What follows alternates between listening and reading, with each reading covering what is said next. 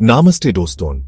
आज हम बात करने वाले हैं मौर्य साम्राज्य के सबसे महान शासक सम्राट अशोका के बारे में।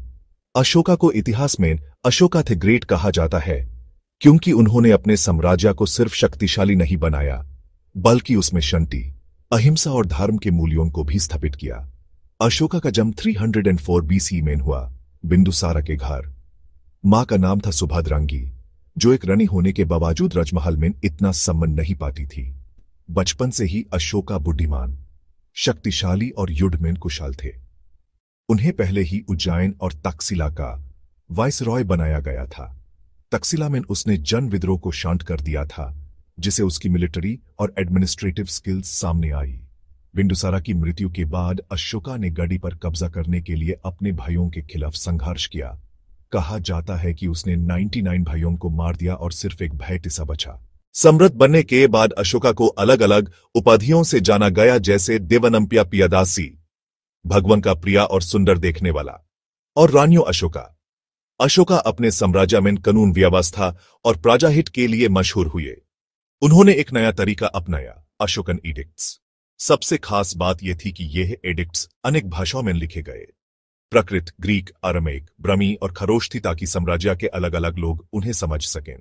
अशोका के शासन का सबसे बड़ा मोड़ था कलिंगा युद्ध 261 BCE। यह एक रक्त रंजित युद्ध था जिसमें लगभग 1 लाख लोग मर गए, 1.5 लाख लोगों को बंदी बनाया गया और अनेक परिवार तबाह हो गए। अशोका ने स्वयं अपनी आंखों से यह तबाही देखी। उस समय उनका दिल पिघल गया और उन्होंने समझ लिया कि असली विजय तलवार से नहीं बल्कि शांति और प्रेम से होती है। इसी के बाद अशोका ने बुद्धिज्म को अपनाया और अपना जीवन समझ और धर्म के लिए समर्पित कर दिया। तभी उनका रूप बदला, चंदाशोका, क्रूएल अशोका से बन गए धर्माशोका, पायोस अशोका। अशोका ने अपने शासन के बाद एक विशेष नीति बनाई जिसे हम धम्मा कहते हैं। यह धर्म या कोई नई रिलीजन नहीं था बल्कि एक एथिकल और सोशल कोड ऑफ कंडक्ट था। इसमें शामिल था माता पिता और बुजुर्गों का सम्मान, सभी जीव जंतु के प्रति दया और उनकी रक्षा, अहिंसा का पालन, बलि और शिकार में कमी, सभी धर्मों के प्रति सहिष्णुता और सम्मान, प्रजा के साथ प्रेम और न्याय। अशोका ने धम्मा को अपने एडिक्ट्स के जरिए पूरे साम्राज्य में फैलाया। उन्होंने धम्मा महामात्रा नाम के अधिकारी भी नियुक्त किए जो प्रजा में इसके पालन की देखरेख करते थे। अशोका ने बुद्धिज्म को एक नया जीवन दिया। उन्होंने अपने शासन के समय बुद्धिस्ट संघ का समर्थन किया और बौद्ध धर्म के प्रचार को राजकीय स्तर पर बढ़ावा दिया। उन्होंने थर्ड बुद्धिस्ट काउंसिल पटालिपुत्रा बुलाई, जिसमें त्रिपिटका को लिखित रूप दिया गया। अशोका ने अपने पुत्रों और धर्मदूतों को अन्य देशों में भेजा, जैसे महिंदा और संघमित्रा को श्रीलंका। इसी प्रक्रिया ने बुद्धिज्म को एक वर्ल्ड रिलीजन बनाया। अशोका के समय में कला और वास्तुकला का विशेष विकास हुआ।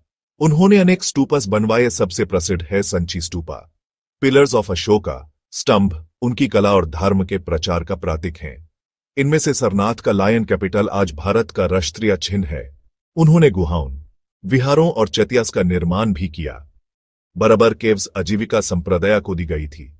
अशोका ने अपने शासन के बाद कभी कोई बड़ा युद्ध नहीं किया बल्कि अपने साम्राज्य को शांति और व्यापार के जरिए मजबूत बनाया। उसने अपने संदेशों को Sri Lanka, Nepal, Burma, Myanmar, Thailand, Egypt और ग्रीस तक भेजा। अपने जीवन के अंतिम समय में अशोका ने अपना अधिकतर समय बुद्धिज्म के प्रचार और धम्मा के विकास में बिताया। उनकी मृत्यु 232 BC में हुई। सम्राट अशोका का इतिहास हमें एक अनमोल सीख देता है। एक ऐसा सम्राट जो पहले अपनी तलवार से मशहूर था, उसने अहिंसा, दया और धर्म को अपनी पहचान बना लिया। उनका लायन कैपिटल आज भी भारत की पहचान है। अशोका को इसलिए कहते हैं from a conqueror to a messenger of piece.